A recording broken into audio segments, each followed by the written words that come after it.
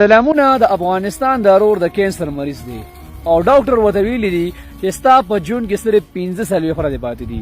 ستا مرض دې حد ته رسېدلی دی چې ستا نور ژوندون نشي کولی. 15 سالې خورا پس به ته وفات کېږي. د ده تسلی لپاره به صرف دومره زه ووایم چې زما خپل والد صاحب و، هغه ته 2 پیرې هارټ اټیک شوی او ډاکټر ورته ویلي و چې ستا په ژوند کې صرف 40 خورا پاتې دي. ستا زړه دې حالت ته رسېدلی دی، دومره کمزوره دی چې ستا نور ژوند نشي کولی. مطلب 40 خورا دی ستا د زړه سروایو کولی شي، د هغې نه پس چې کم دی نور نشي پاتې کېدی. لهذا ستا په ژوند کې 40 خورا پاتې دي.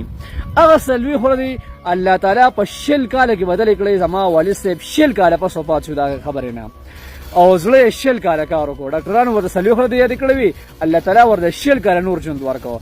زه دا نه وایم چې ډاکټران دروغ وایي، ډاکټران دته هم دروغ نه وایي او زما والد صاحب هم دروغ نه ویلي. خو ډاکټر چې خبره کوي هغه ستا بوډي ته ګوري، میډیکل حالت ته ګوري، صحیح ده. او الله تعالی سره غیبي علم دی، صحیح ده. د مرګ او ژوند د الله تعالی په لاس کې دی.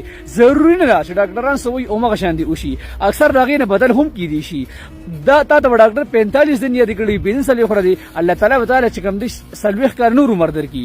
هر څه الله تعالی په لاس کې دي. تسلي ساته، حوصله ساته. موږ ورته دعا کوو چې الله تعالی د صحت درکړي، صحیح ده که نه. خوشحالو سره ژوند تېروه. مینه او مننه.